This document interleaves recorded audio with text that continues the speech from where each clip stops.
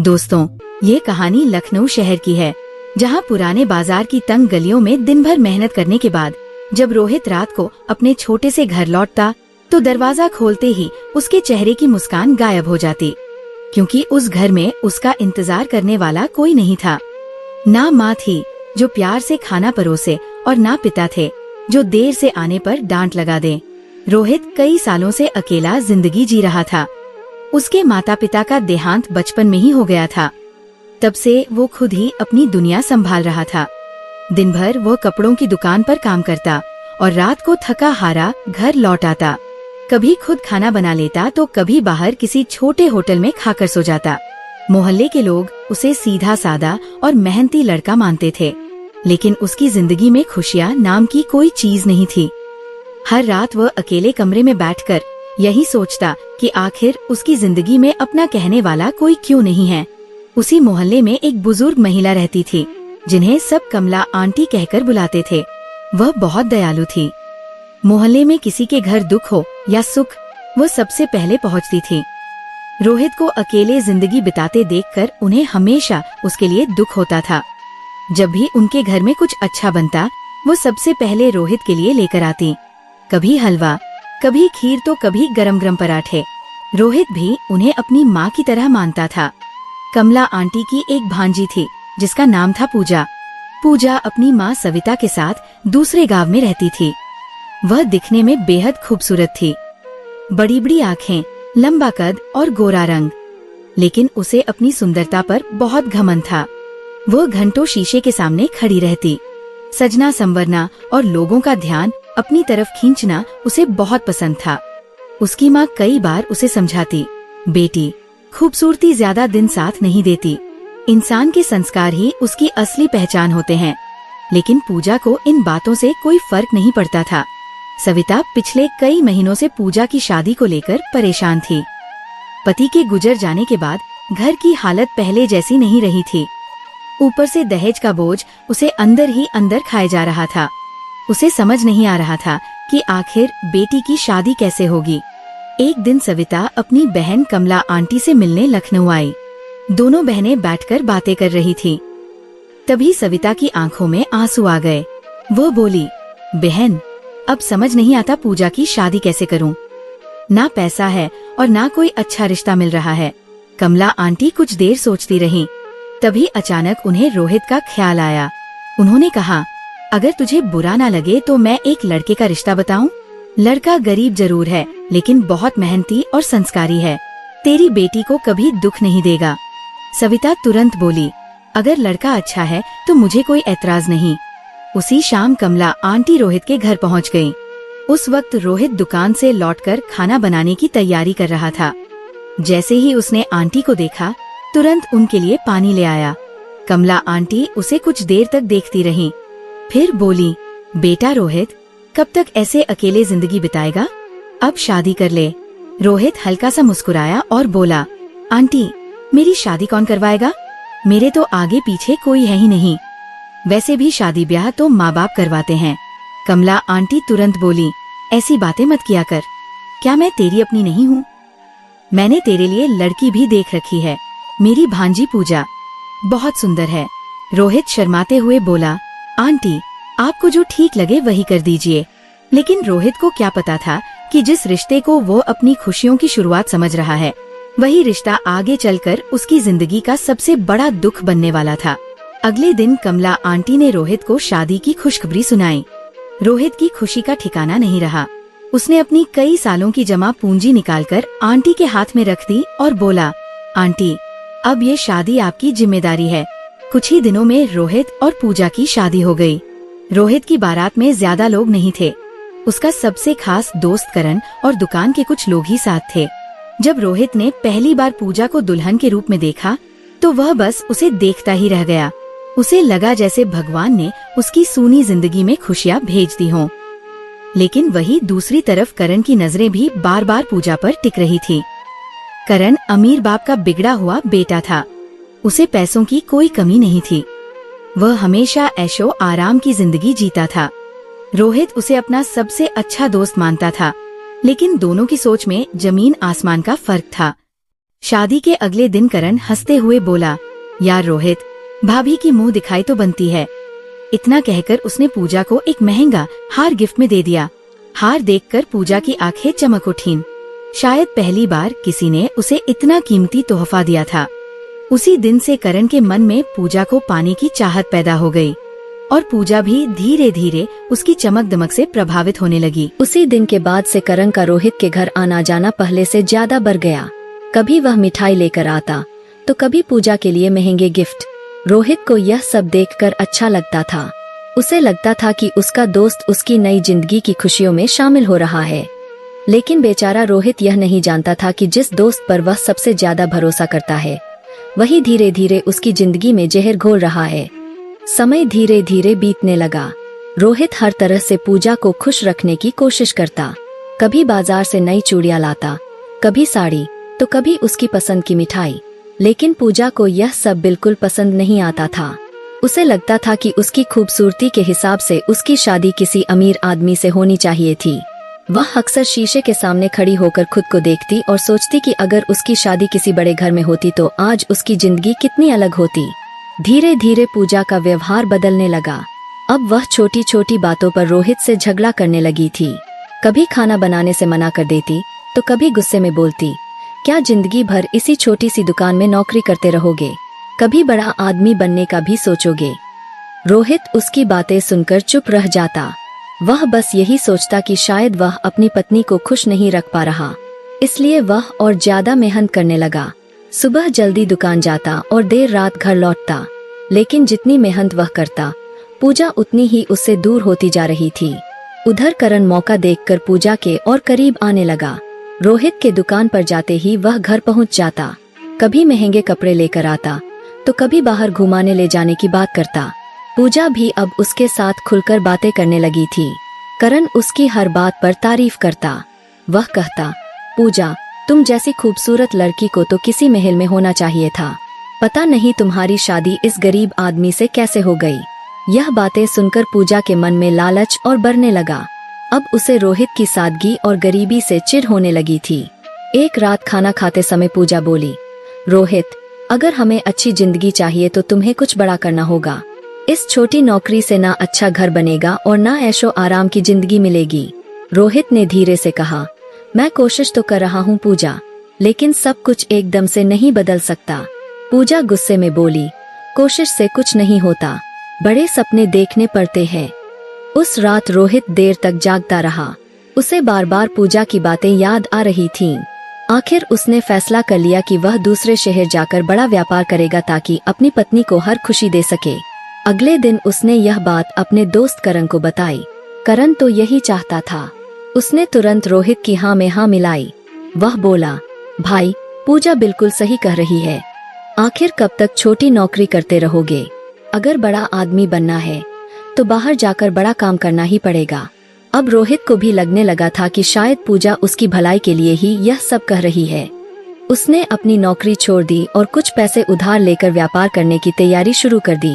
जब रोहित के जाने का दिन आया तो पूजा झूठे आंसू बहाते हुए बोली, जल्दी वापस आना, तुम्हारे बिना मेरा मन नहीं लगेगा। बेचारा रोहित उसकी बातों पर आंख बंद करके भरोसा कर बैठा। जाते जाते उसने करण से कहा, यार, मेरे पीछे पूजा का ध्यान रखना, मैं उसे तुम्हारे भरोसे छोड़कर जा रहा हूँ। करण मुस्कुराते हुए बोला, तू बिल्कुल चिंता मत कर भाई, भाभी को कोई तकलीफ नहीं होने दूंगा। लेकिन रोहित को क्या पता था कि यही भरोसा उसकी जिंदगी की सबसे बड़ी गलती बनने वाला है। करीब 10 घंटे का सफर तय करने के बाद रोहित दिल्ली पहुंच गया। वहां उसने एक छोटा सा कमरा किराए पर लिया और कपड़ों का व्यापार शुरू कर दिया। शुरुआत में उसे बहुत परेशानियां हुईं। कभी माल नहीं बिकता तो कभी पैसे फंस जाते, लेकिन रोहित मेहनती था। उसने हार नहीं मानी। जिस मकान में वह रहता था उसके मालिक एक बुजुर्ग इंसान थे जिनका नाम हरिदास जी था। उनके साथ उनकी बेटी नेहा भी रहती थी। हरिदास जी बहुत समझदार और शांत स्वभाव के इंसान थे। जब उन्हें पता चला कि रोहित अकेला इतनी दूर मेहनत करने आया है तो उनके दिल में उसके लिए अपनापन पैदा हो गया। वह अक्सर रोहित से कहते, बेटा, इस शहर में बहुत संभल कर रहना, यहाँ हर मुस्कुराने वाला इंसान अपना नहीं होता। रोहित उनकी बात ध्यान से सुनता और फिर अपने काम में लग जाता। धीरे धीरे उसका व्यापार चलने लगा। अब वह अच्छा पैसा कमाने लगा था। उसने सोचा कि कुछ महीनों बाद जब वह वापस जाएगा तो पूजा की सारी शिकायतें दूर हो जाएंगी। लेकिन उसे क्या पता था कि उसके पीछे उसके अपने घर में ही उसकी दुनिया उजड़ रही है। उधर रोहित के जाते ही करण खुलकर पूजा के साथ समय बिताने लगा। अब वह बिना किसी डर के उसके घर आता। कभी दोनों साथ बाजार जाते तो कभी घंटों कमरे में बैठकर बातें करते। मोहल्ले के लोगों को भी अब शक होने लगा था, लेकिन रोहित की इज्जत की वजह से कोई कुछ नहीं कहता था। धीरे धीरे पूजा पूरी तरह करण के करीब आ गई। उसे अब रोहित की याद भी नहीं आती थी। जब रोहित फोन करता तो वह सिर्फ दिखावे के लिए प्यार से बातें करती, लेकिन फोन करते ही करण के साथ बैठकर उसका मजाक उड़ाती। करीब 9 महीने बीत चुके थे। अब रोहित को अपने घर और पत्नी की बहुत याद आने लगी थी। उसने पूजा को फोन करके बताया कि वह 2 महीने बाद वापस आएगा, लेकिन उसे नहीं पता था कि उसकी जिंदगी में सबसे बड़ा तूफान अब आने वाला है।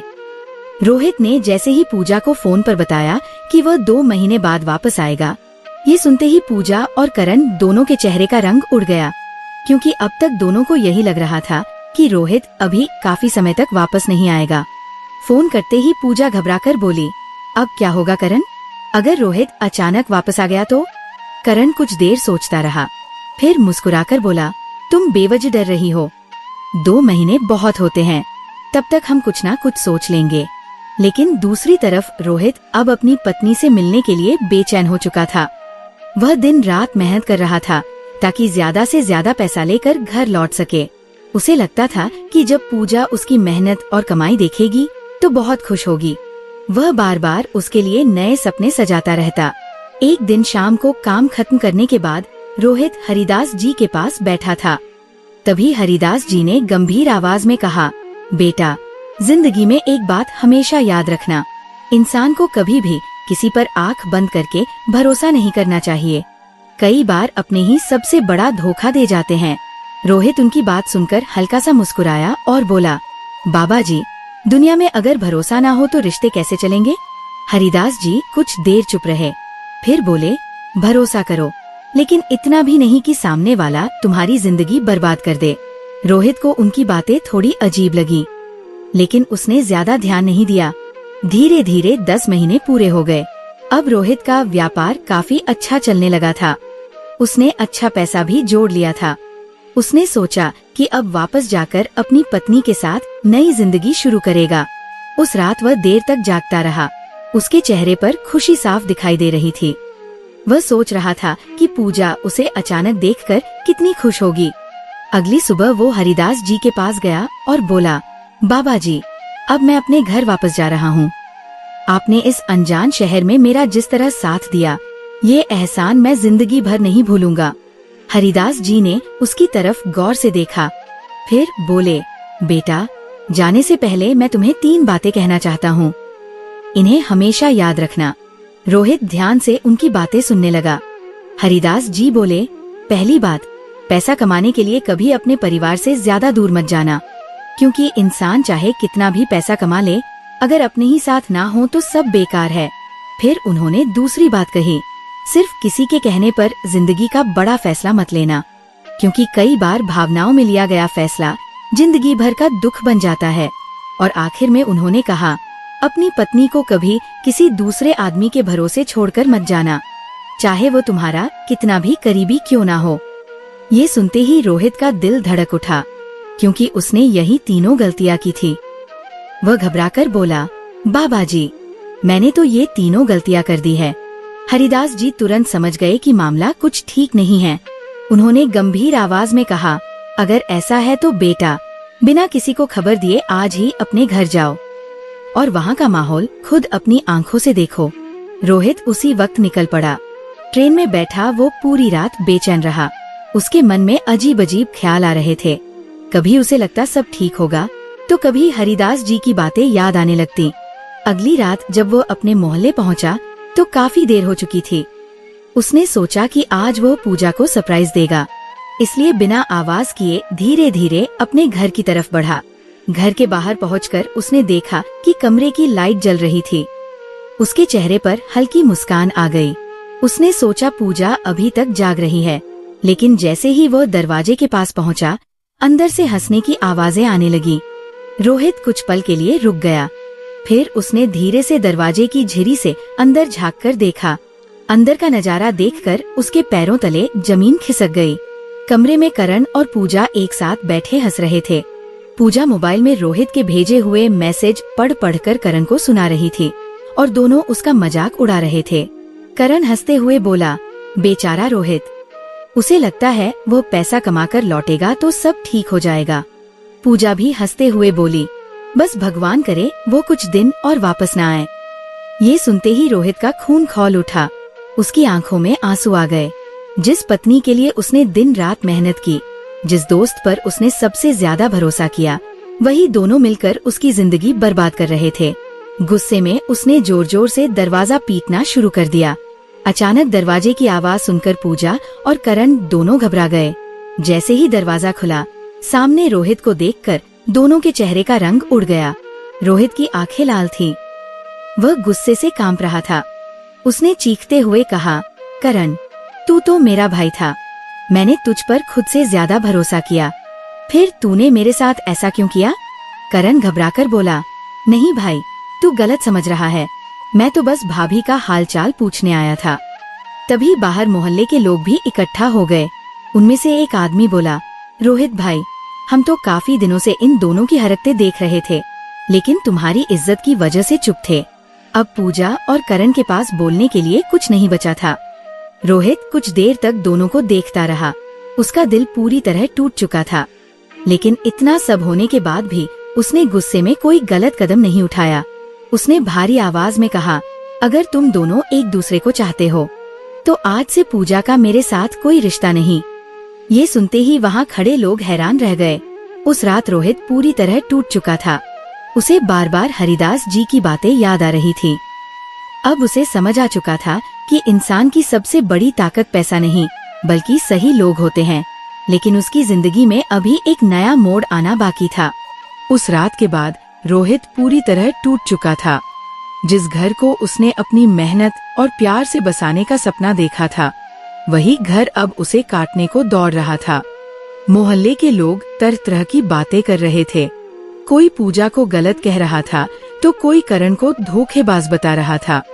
लेकिन इन सब बातों से सबसे ज्यादा चोट रोहित को पहुंच रही थी, क्योंकि उसने कभी सपने में भी नहीं सोचा था कि उसकी पत्नी और उसका सबसे करीबी दोस्त उसके साथ ऐसा करेंगे।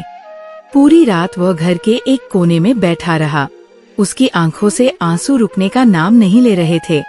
बार बार उसे वह दिन याद आ रहा था जब उसने पूजा का हाथ थामकर उसे अपनी जिंदगी का हिस्सा बनाया था। उसने उसे खुश रखने के लिए दिन रात मेहनत की थी, खुद भूखा रहकर उसकी जरूरतें पूरी की थी, लेकिन बदले में उसे सिर्फ धोखा मिला। अगली सुबह बिना किसी से कुछ कहे रोहित अपना बैग उठाकर वहाँ से निकल गया। अब उस शहर में उसका दम घुटने लगा था। हर गली, हर रास्ता उसे पूजा और करण की याद दिला रहा था। कई घंटे सफर करने के बाद आखिर वो फिर से दिल्ली पहुंच गया। जब हरिदास जी ने रोहित को वापस देखा तो वह सब समझ गए। रोहित उनकी आंखों के सामने फूट फूट कर रो पड़ा। उसने उन्हें पूरी बात बता दी।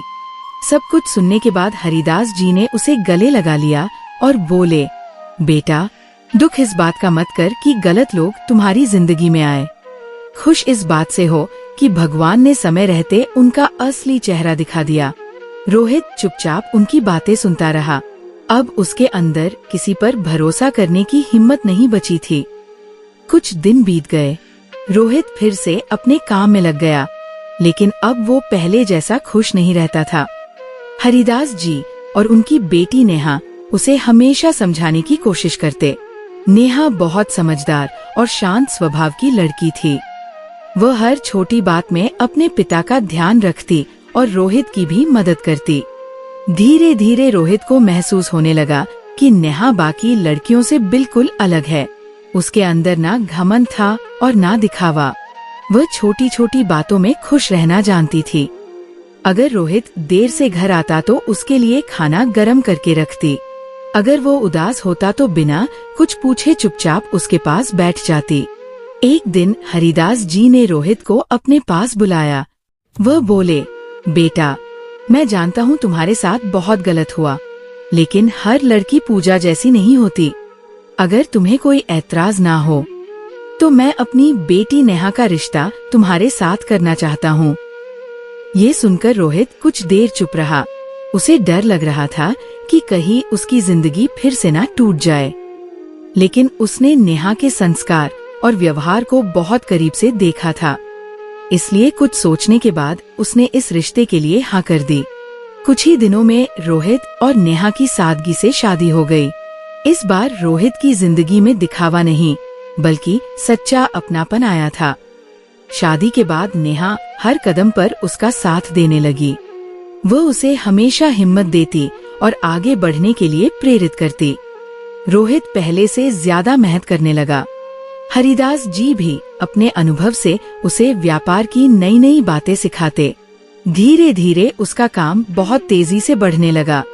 जो लड़का कभी छोटी सी दुकान पर नौकरी करता था, अब वही बड़े व्यापारियों के साथ काम करने लगा था। करीब 3 साल बाद रोहित अपने शहर वापस लौटा, लेकिन इस बार वो अकेला और टूटा हुआ इंसान नहीं था। उसके साथ उसकी पत्नी नेहा और हरिदास जी भी थे। अब उसके पास अपना बड़ा घर था, गाड़ी थी और शहर में उसकी अलग पहचान बन चुकी थी। मोहल्ले के लोग उसे देखकर हैरान रह गए। जो लोग कभी उसे गरीब और कमजोर समझते थे, आज वही उसकी इज्जत कर रहे थे। उधर पूजा और करण की जिंदगी पूरी तरह बदल चुकी थी। जिस रिश्ते की शुरुआत लालच और धोखे से हुई थी, उसमें अब रोज झगड़े होने लगे थे। करण शादी के बाद पूरी तरह बदल गया था। जो आदमी पहले हर वक्त पूजा की तारीफ करता था, अब छोटी छोटी बातों पर उसे ताने मारता।